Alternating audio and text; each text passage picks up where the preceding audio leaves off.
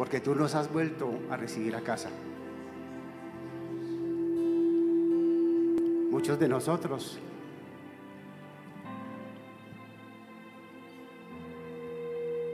andábamos perdidos, ciegos, caminando por una senda equivocada. Pero tú llegaste y saliste a nuestro encuentro. Los que están en casa, el Señor ha venido a tu encuentro.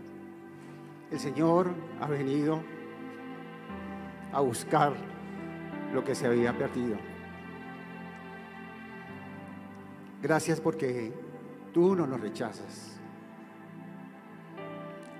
Es más, tú estabas esperando el regreso de cada uno de nosotros. Pero nuestro ego, nuestra rebeldía, no permitía que miráramos y que volviéramos a la senda del amor y a la senda de la justicia. Por eso tú hoy nos llamas a vivir en integridad. Repitan eso, por favor. Señor, tú nos llamas hoy a vivir en integridad, a enderezar nuestros pasos, a ir de tu mano y a no volverte a soltar jamás. Gracias porque en este momento Dios tiene una palabra para cada uno de ustedes. Y los que están en casa van a recibir una palabra de aliento, de gozo, de esperanza. Pero para ello debemos rectificar, enderezar, volver a mirarte a ti, pensando que tú habías escondido nuestro rostro y resulta que éramos nosotros los que no te veíamos. Así que hoy queremos aprender a cómo vivir en integridad.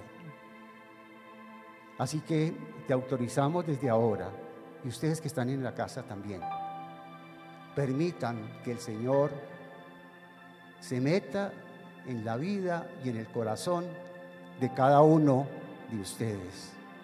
Permítanlo. No sigan por ese camino que ya saben que no es. No continúen por esa senda que lo lleva a la perdición. Más bien volvamos a buscarlo a Él, a tratar de vivir en integridad, a poder y a poner nuestra esperanza en el único y verdadero Dios, el Dios de imposibles, el Dios que todo lo puede, el Dios que siempre tiene algo especial para cada uno de nosotros. Ustedes que están en ese hogar, les pido que no se desconcentren, porque el Señor quiere hablarte a ti. El Señor salió en tu búsqueda, salió a tu encuentro. No lo rechaces más. Vuelve al camino de la integridad y de la verdad. Oramos en el nombre que es sobre todo nombre, el nombre de nuestro Señor Jesús de Nazaret. Tomemos asiento. Qué canción tan inspiradora. Muchas gracias, Andrés y ella y todos los que están aquí en este equipo que nos llevan hacia el cielo y hacia la parte celestial. Muy bien. El tema, como lo estaba diciendo en la oración, es la integridad. Y es el desafío de la integridad. Yo les pregunto, ¿es fácil agarrar en integridad? ¿Es fácil hacer lo bueno o es más fácil hacer lo malo? ¿Qué me dicen ustedes? ¿Ah? ¿Qué me dicen en su casa? Entre ustedes, pregúntense, ¿cierto? Es interesante que el apóstol Pablo uno de los grandes insignias de las Escrituras, digno de seguir, él decía lo siguiente: ¿por qué será que yo, queriendo hacer lo bueno, termino haciendo ¿qué? Lo malo? Yo creo que a todos nos ha pasado eso. Entonces hay un conflicto, y por eso lo he titulado El desafío de vivir en integridad. Hay un conflicto entre nosotros para poder hacer el bien y alejarnos del mal, enderezar nuestro camino y volver de nuevo a la senda de justicia que el Señor nos ha trazado. Nosotros encendemos cualquier medio, las redes sociales, el radio, la televisión, y cuénteme qué escuchamos allá en su casa. ¿Qué escuchan? ¿Ah? ¿Algo bueno o lo contrario? Malas noticias, ¿cierto? Entonces, me tomé el trabajo de ir a investigar en el Antiguo Testamento, en el idioma hebreo, también en el griego y latín, ¿qué es esa palabra de integridad? Y para mí fue una sorpresa, y yo sé que también para ustedes lo va a ser. Significa estar completo, totalidad, estar pleno, completitud, entero, intachable, íntegro, perfección, sinceridad, sensatez, rectitud.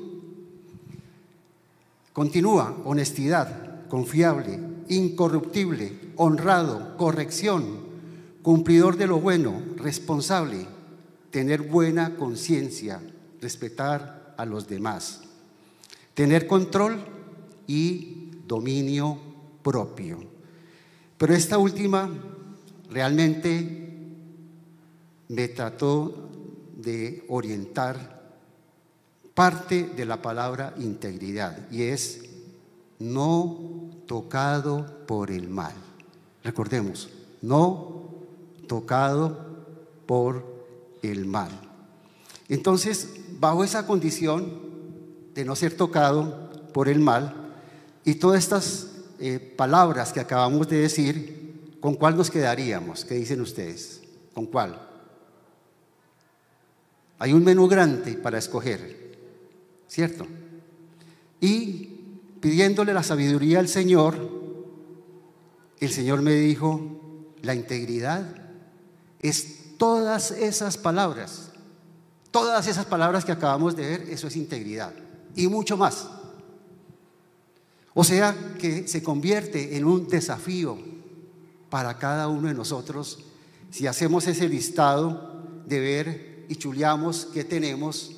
Yo creo que en la tercera y en la cuarta bajamos nuestros brazos, bajamos nuestra cabeza y decimos: Señor, esto no es posible. Pero el Señor te está diciendo a ti, y a ti que estás en la casa, sí es posible si logramos entender los propósitos del Señor, ¿cierto? Así que en todo desafío que presenta el mundo, están enfocados siempre a lo malo. Y resulta que cuando hay algo bueno que llamamos integridad, inmediatamente también salen las noticias. Hace más o menos unas 3 semanas en Cartagena estuvo la noticia, no sé si la escucharon ustedes, de un taxista que fue a llevar a una señora, creo que era, al aeropuerto, y ella dejó su maleta. El taxista al rato se dio cuenta y se tomó el trabajo de tratar de mirar cómo ubicarla. Y entonces fue al aeropuerto, buscó la policía y finalmente hicieron contacto con la persona, pero como ella ya había salido de vuelo, otro familiar fue a reclamar la maleta. Y, oh sorpresa, que en la maleta nada más y nada menos había $9,000. $9,000, o sea, casi 30 millones de pesos más o menos. Y fue noticia para él, y lo entrevistaron. Y él decía: yo desde el comienzo no quise que mi mente ni mi corazón me dejara desvanecer por el dinero. Y la motivación mía era devolver esa maleta a quien correspondía, ¿cierto? Entonces, es triste pensar en nuestro medio que son cientos, miles y millones de noticias que recibimos malas, de corrupción, de violaciones, de matanzas, de asesinatos, de todo eso que es lo contrario a la otra parte de vivir en integridad. Y solamente una noticia como esas se resalta una de pronto en 1.000.000. Entonces, por eso les decía al comienzo que el Señor nos invita, nos llama a que eso que es la excepción entre a formar como un carácter de nuestra vida. En casa repítalo, eso que para el mundo es la excepción debe ser un carácter para nuestra vida. Que no se puede, que es difícil, probablemente. Que tenemos que pagar un precio, seguramente. Que de pronto voy a perder unas amistades, hay esa probabilidad también. Pero vamos a entender que en medio de todo, Dios es el que nos va a recompensar.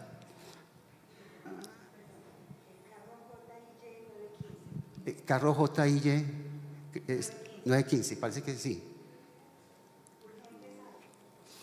Ok. Bueno, entonces, de manera gráfica, yo quisiera mostrarles lo siguiente.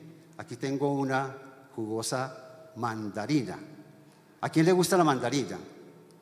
A muchos de ustedes. En la casa de pronto pues no salgan a buscar la mandarina, ahora más tarde, para que no se desconcentren. Pero al mirar esta mandarina, representa la totalidad, representa la integridad, ¿cierto? Pero cuando nosotros empezamos a pelar la mandarina, yo ya me tomé el trabajo de hacerlo, perdón un momento.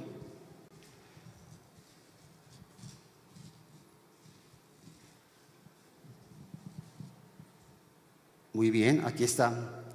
Vemos que la mandarina está conformada ¿por qué? Por varios cascos, ¿cierto? Así que la integridad, para que vayamos viendo, es la totalidad, es la plenitud, es la integralidad, todo lo que vimos. Pero cuando la pelamos, entonces vemos que esa totalidad está conformada por una serie de cascos, ¿cierto? Muy bien. ¿Y qué pasa cuando uno de estos casquitos se daña?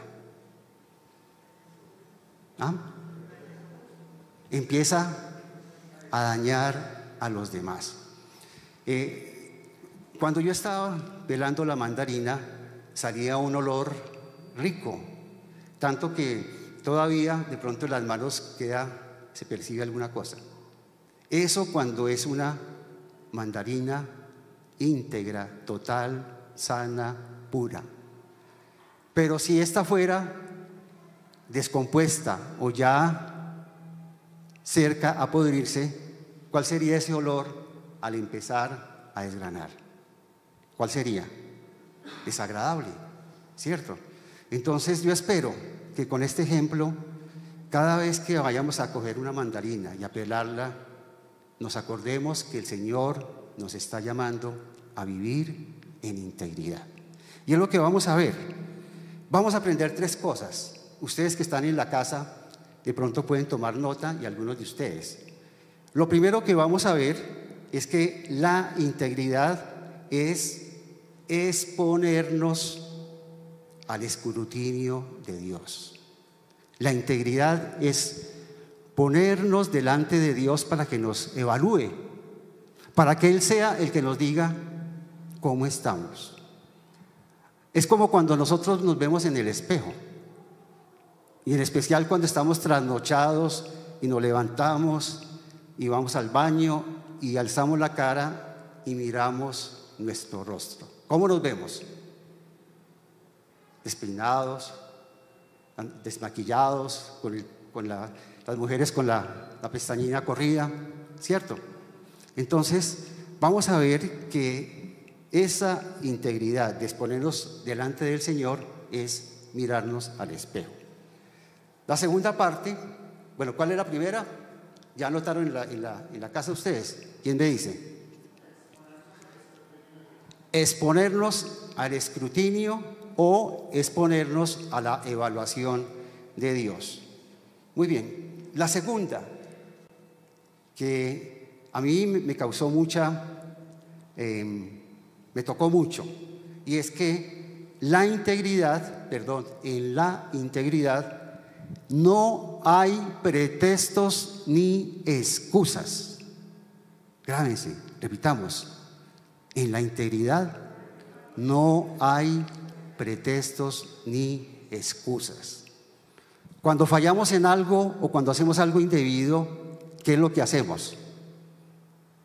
Inmediatamente buscar un culpable o tratar de excusarnos para tratar de minimizar nuestra falta. Pero el Señor nos va a enseñar que en la integridad no hay pretextos ni hay excusas. Y por último, quienes están en la casa y aquí tomando nota, si andamos en la integridad, ojo, si andamos en la integridad, las intenciones malignas del hombre, que de pronto son muchas, ¿cuántos de nosotros no tenemos por ahí enemigos gratuitos o personas que no nos quieren? ¿Cierto?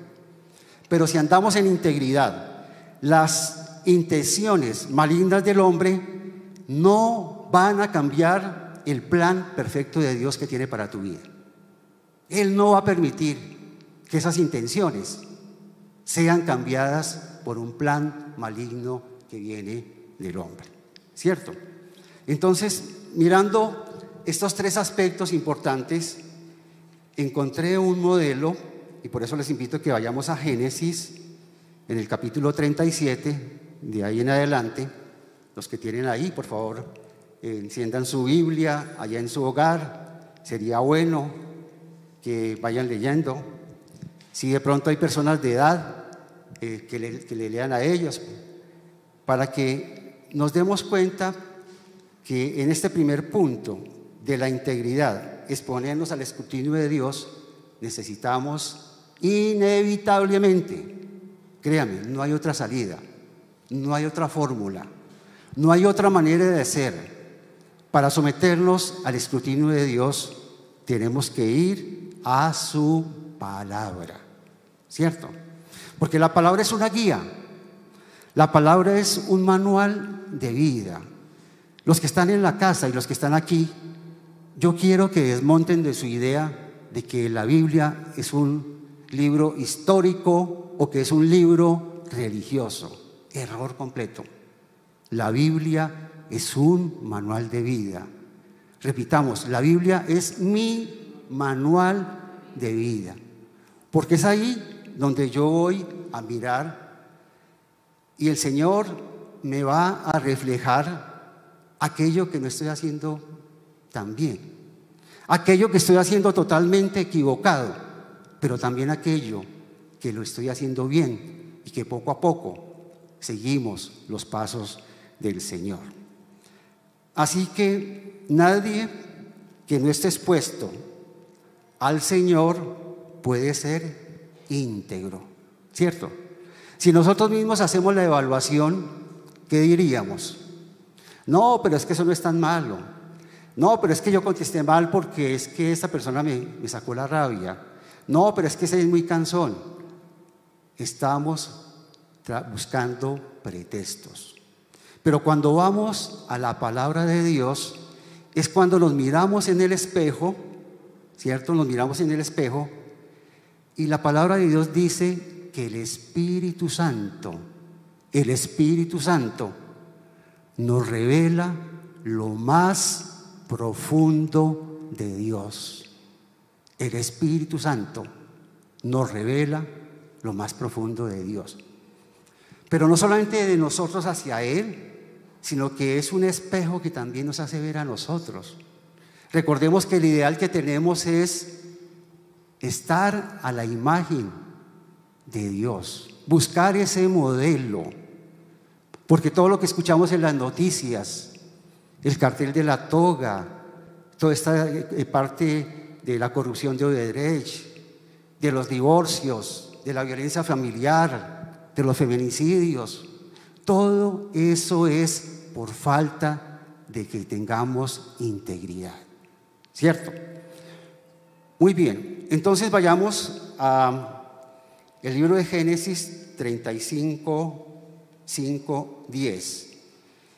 Y vamos a mirar la vida de José, de ver cómo él comenzó como muchos de nosotros, despistado, perdido, con un ego, pero que poco a poco fue entendiendo el plan de Dios y tuvo que pasar por una cantidad de pruebas, pero él no se desenfocó. Entonces dice, ya estamos ahí, en la casa están listos para leer, 37, 5 a 10. Y soñó José un sueño y lo contó a sus hermanos, y ellos llegaron a aborrecerlo más todavía. Y él les dijo: oíd ahora este sueño que he soñado. He aquí que atábamos manojos en medio del campo, y he aquí que mi manojo se levantaba y estaba derecho, y que vuestros manojos, los de los hermanos que estaban alrededor, se inclinaban al mío. Le respondieron sus hermanos ahí mismo: ¿reinarás tú sobre nosotros o señorarás sobre nosotros? Y le aborrecieron aún más a causa de sus sueños y su palabra. Pero ahí no quedó la cosa, soñó otro sueño.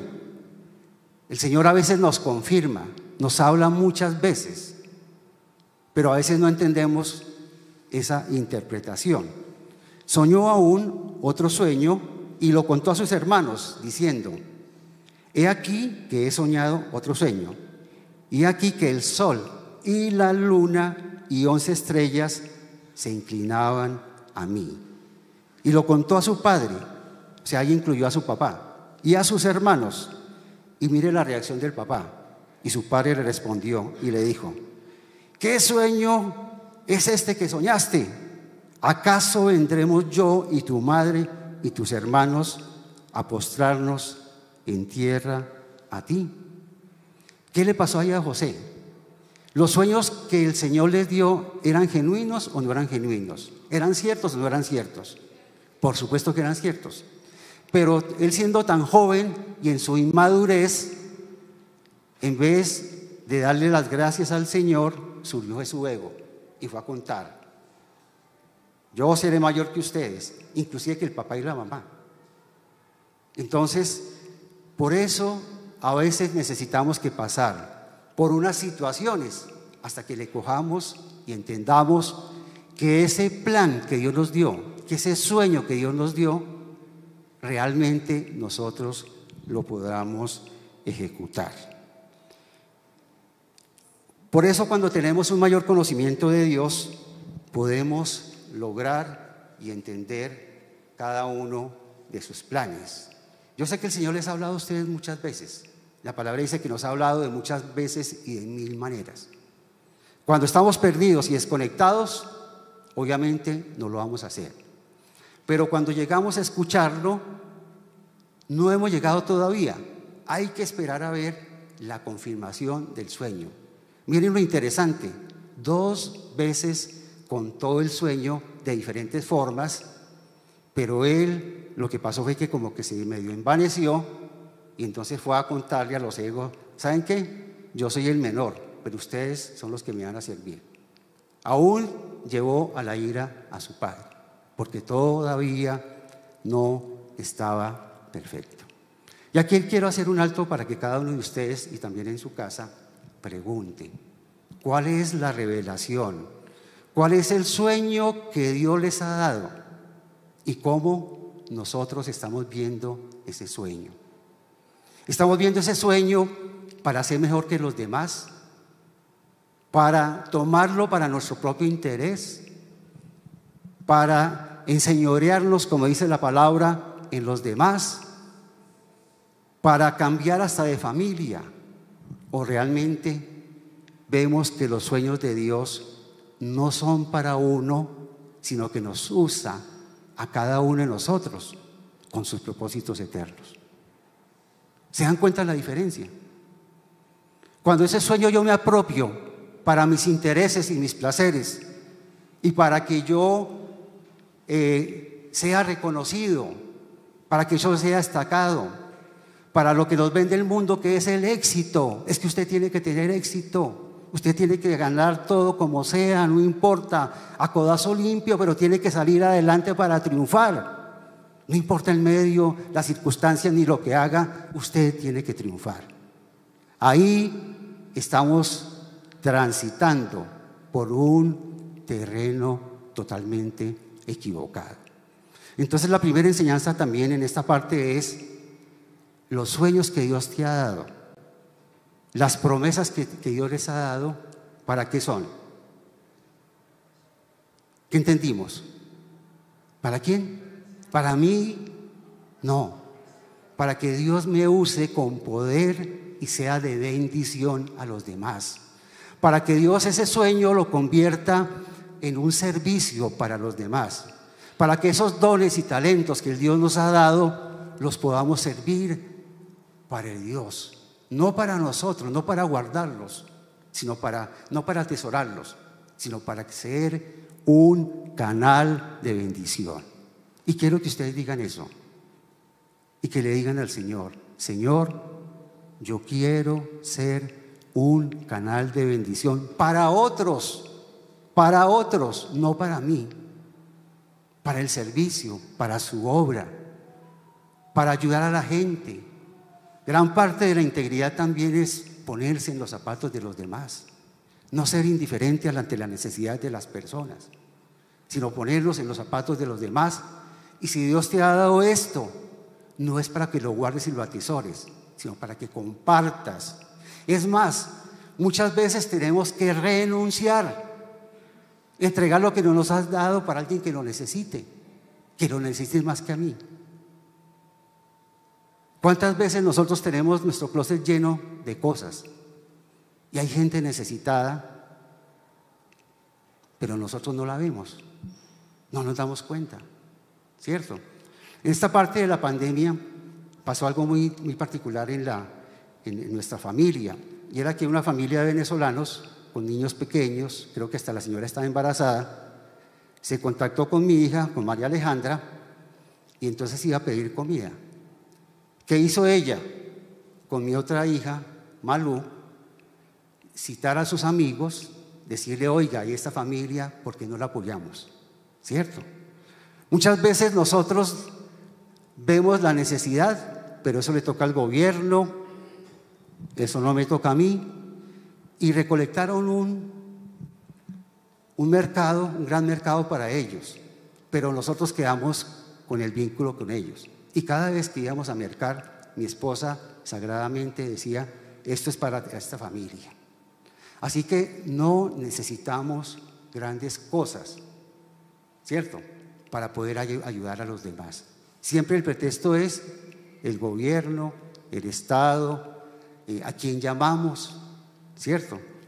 Por ahí una persona en Bogotá llamó porque una familia dijo: alguien está viviendo debajo de un puente, y es una familia con niños, y debajo de ese puente pues pasa un río, y hay lluvia y hay frío, y llaman a decir: alguien puede ayudar a esa familia, alguien puede llamar a esa familia, y resulta que ese alguien debo ser yo, no es otro.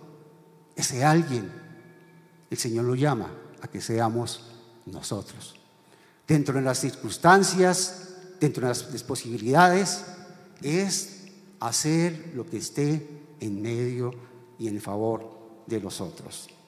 El Señor vino ¿a qué?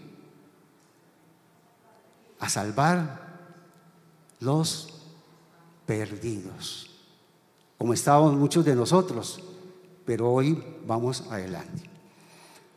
Muy bien, entonces en la integridad, recuerden, no hay pretextos ni excusas. Tenemos que entrar a derribar ese fantasma del pretexto, de la excusa y de salirnos de lo que el Señor nos está llamando a hacer. Si nos llenamos de excusas y de pretextos, créanme que jamás vamos a lograr hacer nada y seguiremos en nuestra comodidad. Como decimos, nos hacemos las de las gafas, miramos la situación de fuera, yo estoy cómodo, yo estoy tranquilo, mi familia está bien, allá cada cual que se defienda como pueda. Y nos llenamos de excusas, ¿cierto? Aquí la idea es que nosotros tenemos que asumir dentro de las posibilidades, hacer algo en favor de ese alguien. Ese alguien es una persona. Ese alguien es una persona que cualquier cosa que le demos lo va a agradecer. Pero ¿quién más lo va a agradecer?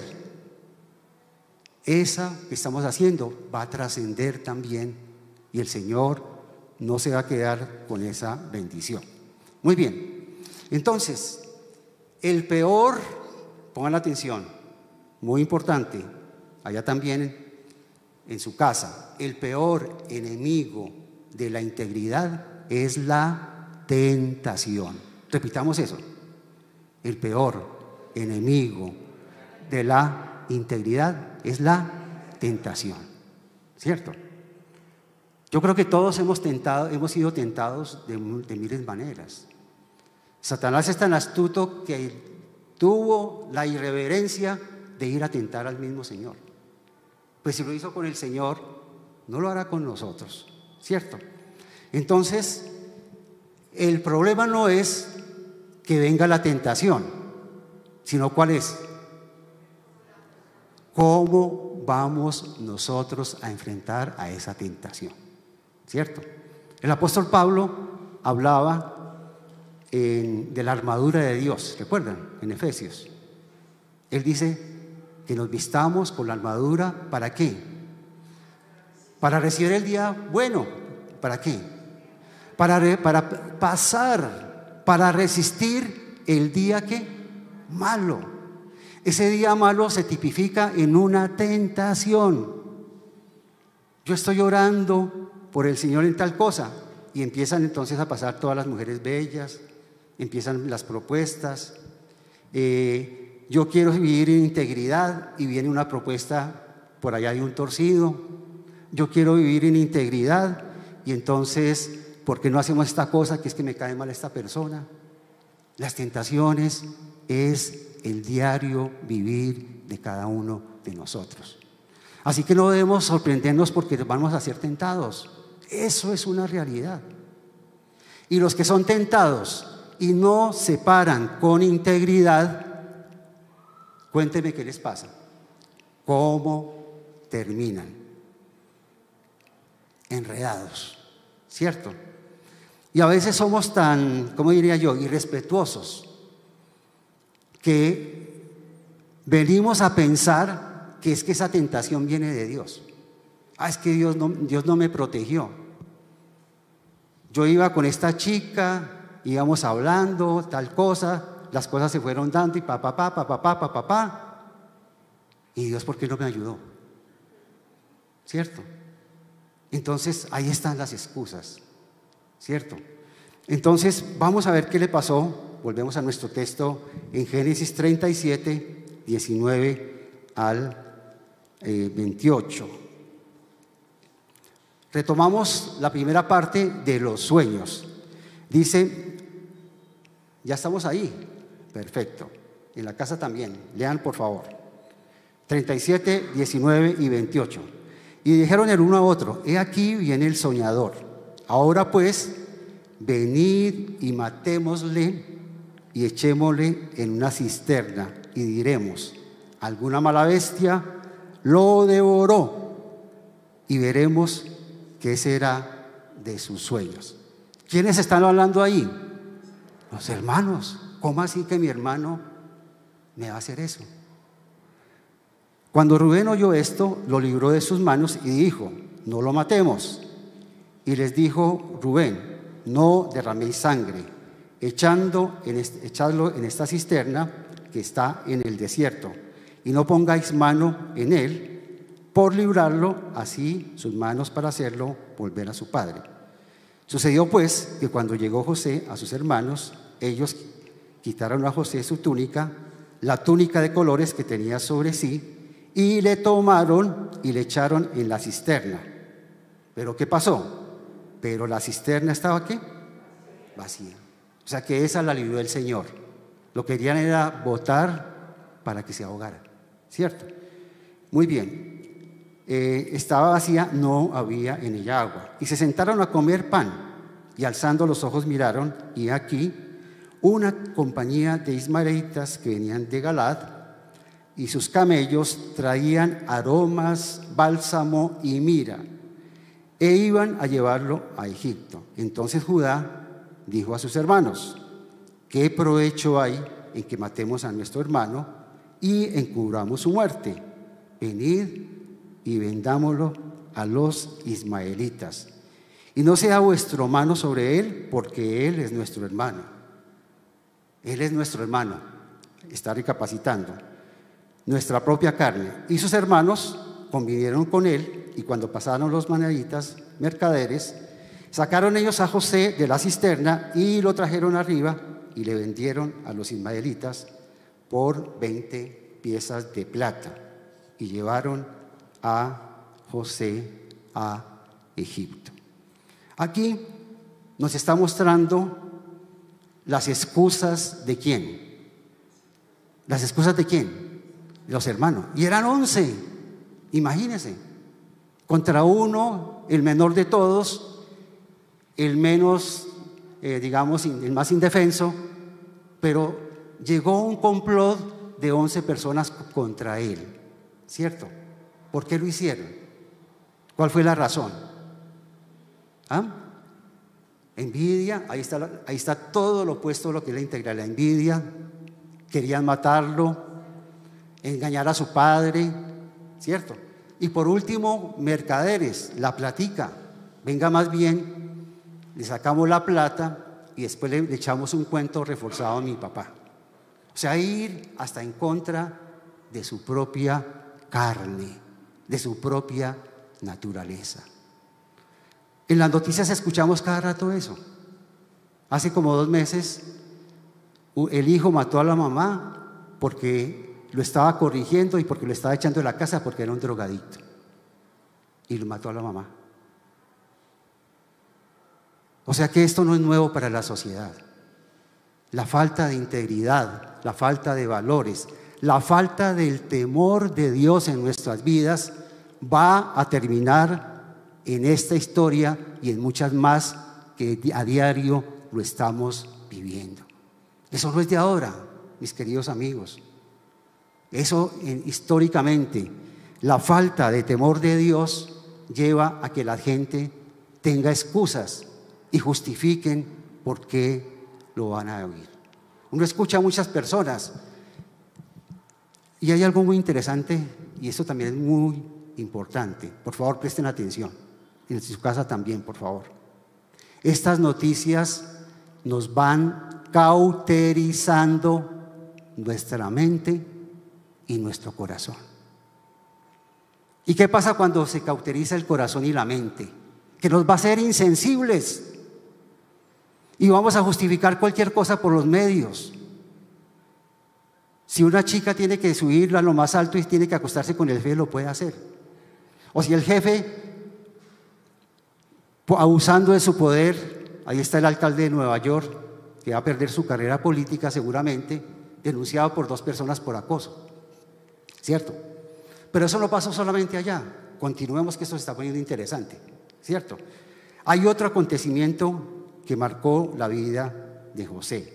Lo vemos en Génesis 39, avanzamos 2 capítulos, 7, 15. Aconteció después de esto que la mujer de su amo, ¿cierto? Ya estaba José en Egipto, puso sus ojos en José. Aquí vamos a encontrar la primera historia de acoso sexual contra los hombres, ¿cierto? Normalmente siempre es contra las mujeres, pero aquí vemos la primera parte. Y dijo: duerme conmigo. Y él no quiso. Y dijo a la mujer de su amo, el esposo se llamaba Potifar, recordemos: he aquí que mi señor no se preocupa conmigo de lo que hay en casa, y ha puesto en mi mano todo lo que tiene. No hay otro mayor que yo en esta casa, y ninguna cosa me ha reservado sino a ti, por cuanto eres tu mujer. Él tenía muy claro eso, la integridad. Todos los bienes de Potifar yo los puedo administrar, pero usted, que es la esposa, yo con usted no me puedo meter, ¿cierto? Y continúa diciendo: ¿cómo pues haría yo este grande mal y pecaría contra quién? Contra Dios. Interesante que no dijo: ¿cómo yo voy a pecar contra su esposo, contra Potifar, que me ha dado todo? El que puso integridad, puso sus ojos arriba. Así que en medio de la tentación no debemos pensar en las consecuencias, digamos, terrenales, sino en las consecuencias celestiales. Él conocía al Señor, ya venía en un proceso de maduración y ya no era ese José joven, niño, soñador, que contaba los sueños para engrandecerse y para menospreciar a los otros. Ya era un José que estaba en el proceso y en el aprendizaje del Señor. Así que, por favor, mucha atención a esto. Si tú estás pasando en este momento por un proceso, la pregunta que debemos hacer, ¿cuál sería? Yo creo que ustedes ya lo han preguntado. Bueno, Señor, pero la primera reacción que tenemos es: bueno, ¿y por qué a mí? ¿Y por qué yo? Si soy tan bueno, si vengo a la iglesia, si es que yo leo la Biblia, yo estoy en una célula, yo excusas, ¿por qué a mí? ¿Ustedes no creen que José se preguntó eso? ¿Por qué mi propia familia me quería matar? ¿Por qué cuando llego a un lugar que aparentemente todo estaba bien, se me pone encima esta mujer? Y entonces, por yo estar en integridad, debo cobrar o pasar mis circunstancias. A veces el Señor nos llama a que tomemos decisiones, pero decisiones radicales, fundadas en su palabra, pero también fundadas hacia la integridad. A mí en una oportunidad me tocó renunciar a un trabajo, era administrador financiero y administrativo de una empresa, y me di cuenta que estaban pasando unos sobornos para ganar unos contratos. Y resulta que yo era uno de los que firmaba, eran 2 firmas y yo firmaba ese cheque. Yo traté de indagar y mirar. ¿Y qué pasó? Cuando yo me negué a firmar esos cheques, ya vino la consecuencia. ¿Cuál pudo haber sido la consecuencia? Te vi, ¿cierto? Recuerdo que en ese momento llevábamos tal vez como 4 años de casado con mi esposa. Habíamos comprado un apartamento, las niñas estaban pequeñas, y si yo me hubiera quedado en eso y no hubiera contado con el apoyo de mi esposa, seguramente pues yo me hubiera hecho el loco. ¿Y qué es lo que pasa? Miren, no seamos ingenuos. Desafortunadamente, no solamente en este país, sino en todas partes, cuando hay un acto de corrupción, el que cae es el más bobo.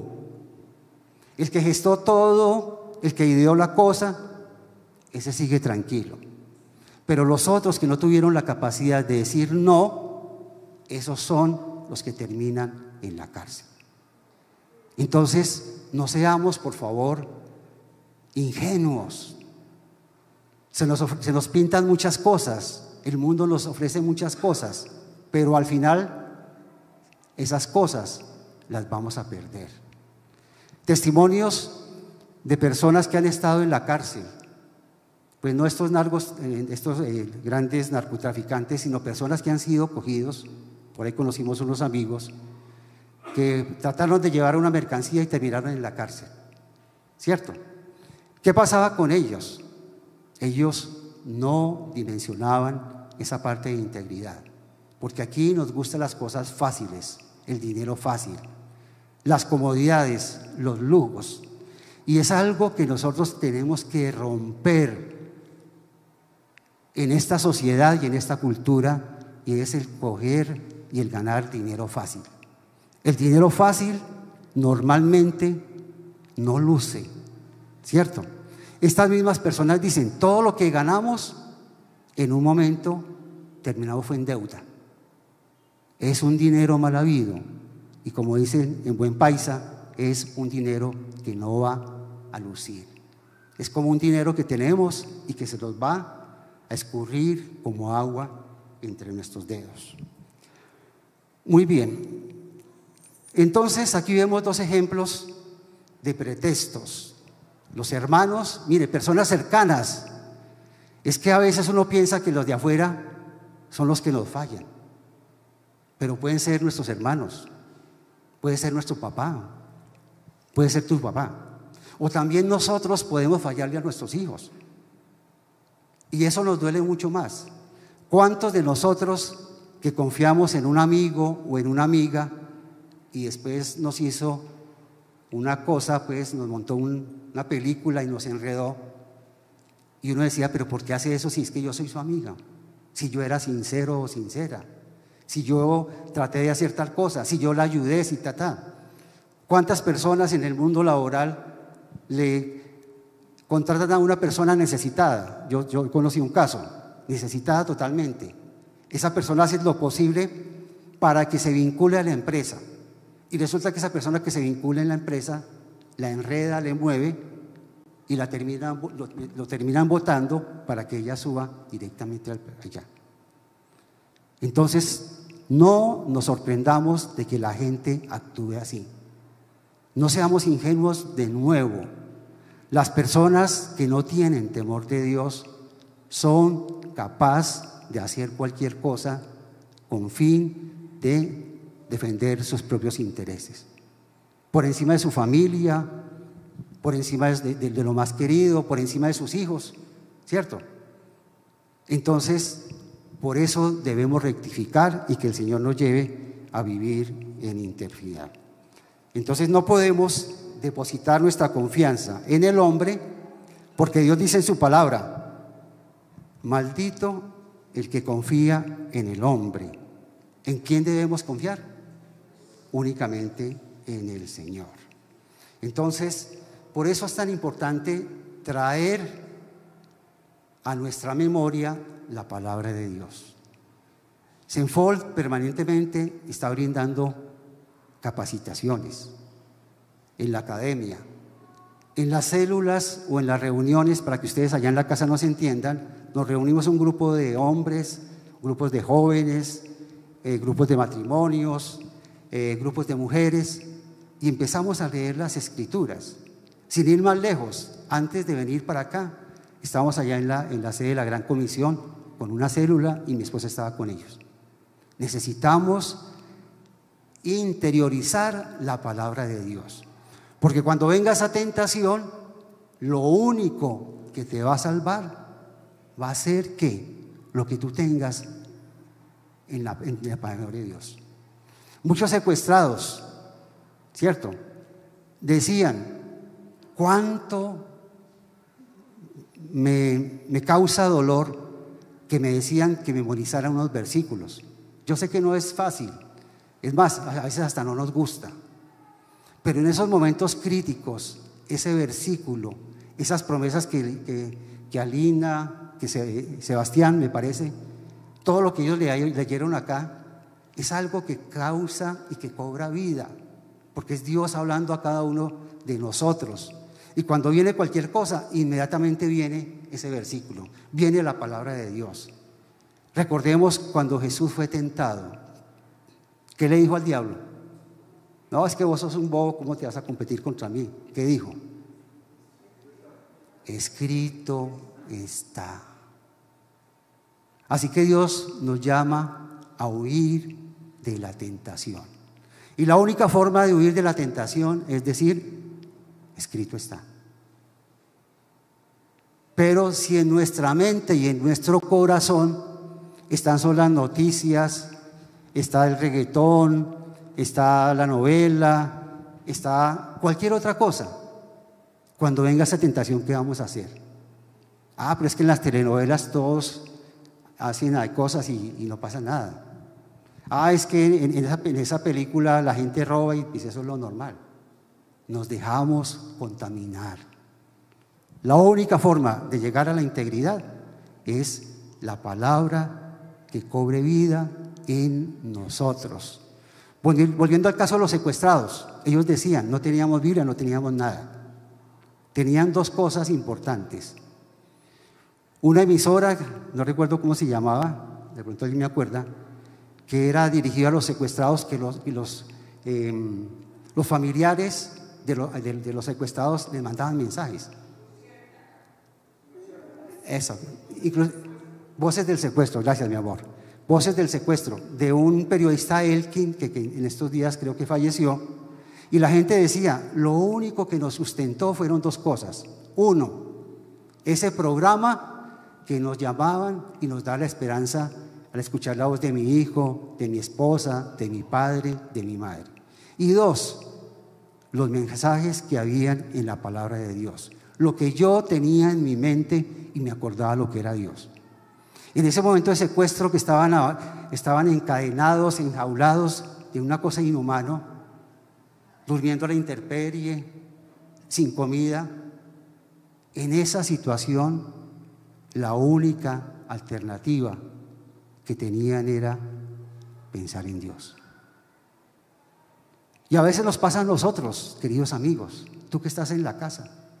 A veces el Señor permite que caigamos y que caigamos y que caigamos al vacío hasta que nos damos el totazo, y en ese momento alzamos nuestra mirada y entonces sí nos acordamos que hay un Dios, sí nos acordamos que hay que hacer un bien, sí nos acordamos que veníamos por un mal camino. Así que no es tarde para ninguno de ustedes ni para ninguno de nosotros. Lo importante que nosotros podemos, ya para terminar, es que el Señor bendice la integridad, ¿cierto? Voy a leer esta parte que dice en Génesis 39, 1, 2, de cómo el Señor en diferentes circunstancias logró bendecir a José. 39, 1, 2, y aconteció que desde cuando le dio el encargo de su casa, hablando de Potifar, todo lo que tenía Jehová bendijo la casa del egipcio a causa de José. Y la bendición de Jehová estaba sobre todo lo que tenía, así como en el campo, ¿cierto? Después fue llevado a la cárcel por esa blasfemia y ese invento de la mujer de Potifar, y el carcelero lo nombró mayordomo de todos sus bienes y de su casa. Allí conoció a dos personajes de la realeza, a un copero y a un panadero. Tuvieron un sueño, otra vez el Señor hablando, tuvieron un sueño, y José interpretó el sueño. A uno, el copero le dijo, más o menos en 3 días, parafraseando, tu puesto va a ser restituido, volverás a la corte. Y al panadero, ¿qué le dijo? Tú en 3 días serás ejecutado, ¿cierto? Interesante que le dijo al que sobrevivió, al copero, no te olvides de mí. Y pasaron muchos años hasta que Faraón tuvo un sueño. Y nadie lo pudo interpretar, sino ¿quién? José. Recuerden, es un poco largo, era anunciar la sequía. de las vacas y de las espigas. Primero 7 años de abundancia y después 7 años de escasez. Frente a lo que comunicó José, que vivía en integridad, que fue revelación de Dios, eso no fue revelación de él. Frente a lo que comunicó, le informó el Señor, él le supo decir el sueño. ¿Y cuál fue la respuesta de Faraón? ¿Dónde conseguiré una persona con tanta sabiduría? ¿Y qué pasó? Lo nombró el segundo aborto. Pero ahí no termina la cosa. Cuando él ya estaba en funciones, vinieron sus hermanos porque se presentó lo que él había dicho, la hambruna. Y él los volvió a reconocer. Y yo creo que en su corazón se le revolcaron los sentimientos, como cuando vemos una persona que nos ha hecho gran mal y que uno no quisiera volver a ver. Pero José ya había madurado. José ya estaba en integridad. José ya estaba en los caminos del Señor. Y el Señor lo llamó a misericordia. Y amó a sus hermanos y conoció a su hermano menor Benjamín y los perdonó. ¿Y saben al final qué les dijo? No os entristezáis, ni os pese de haberme vendido acá, porque para preservación de vida me envió Dios delante de vosotros. No me enviaste tú, sino me envió Dios. Así que cualquier cosa que el enemigo quiera hacer en contra de ti, o cualquier persona que te quiera hacer daño y que vaya en contra de ti, no lo podrá hacer. No lo va a poder hacer, porque los planos de Dios son perfectos. ¿No le damos un aplauso al Señor? Los planes del Señor que te ha dado a ti, a cada uno de ustedes, son perfectos. ¿Qué tenemos que hacer? Decir, bueno, Señor, esto que tú me diste para mí, ¿cómo lo debo manejar? ¿A quién debo servir? ¿Qué debo hacer para darme a los demás? ¿Qué debo hacer para bajar mi ego? José llegó, cuando ya estaba adulto, a entender que todo lo que había pasado, duro, casi que lo matan los hermanos, la mujer hizo que lo enviara a la cárcel. La mayoría del tiempo de su juventud, José estuvo en la oscuridad. No era visible para nadie, como muchos de nosotros en este momento. No soy visible para nadie, pero era visible para Dios.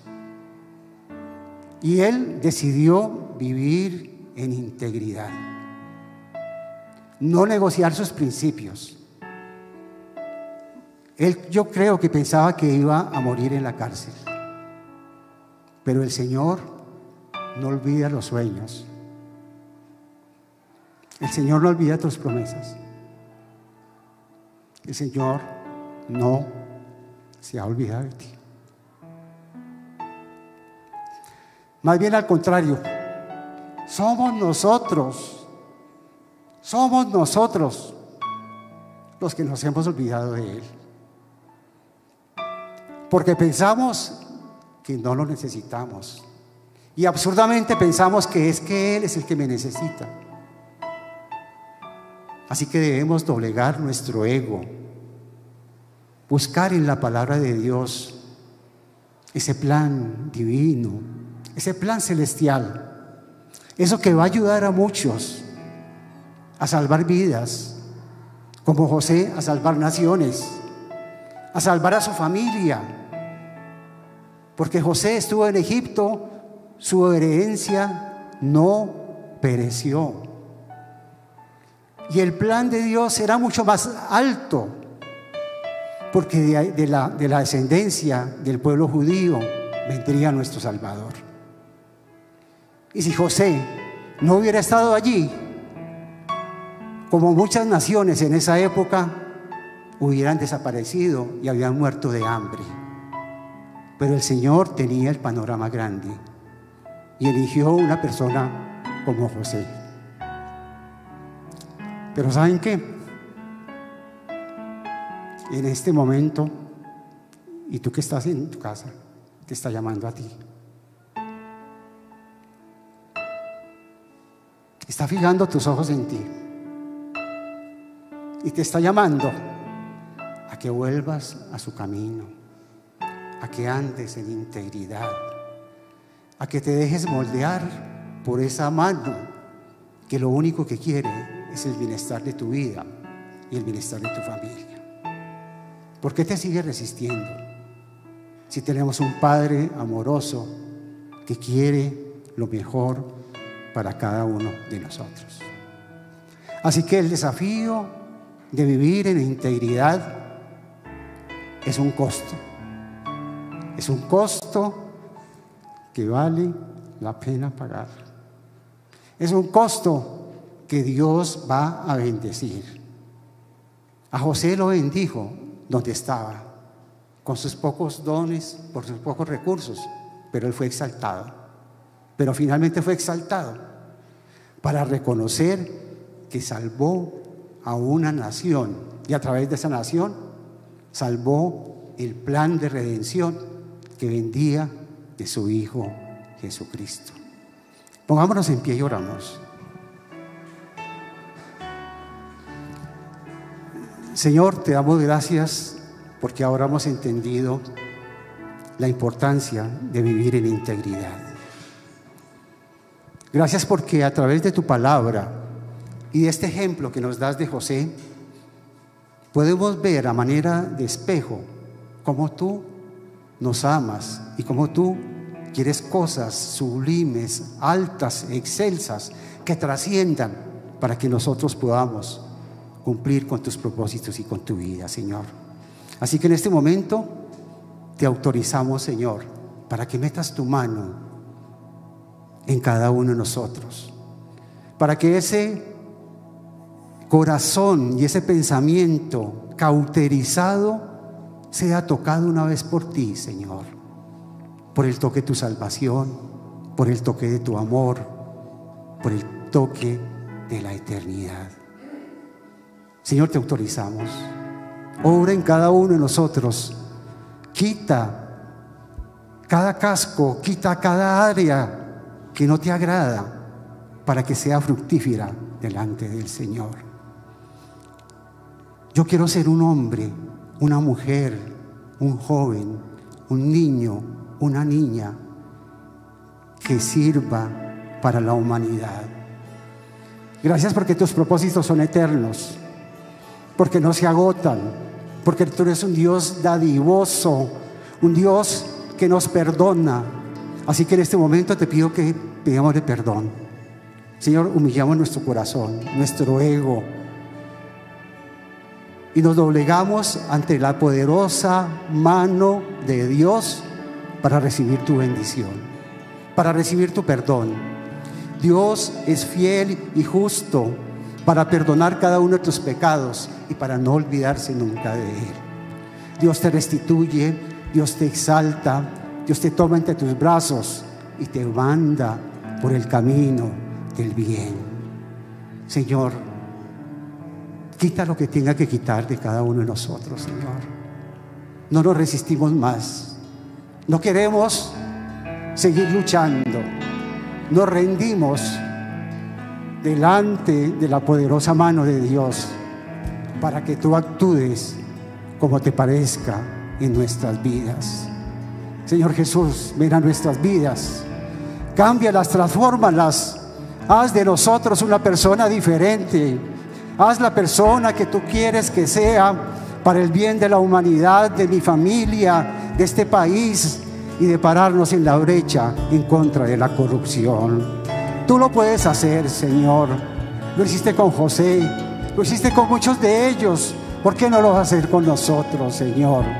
Así que renunciamos, Señor, al pecado, renunciamos a las tradiciones, renunciamos a los malos hábitos y tomamos tu palabra para vivir en integridad. Gracias te damos, Señor, porque tu palabra es sí y amén.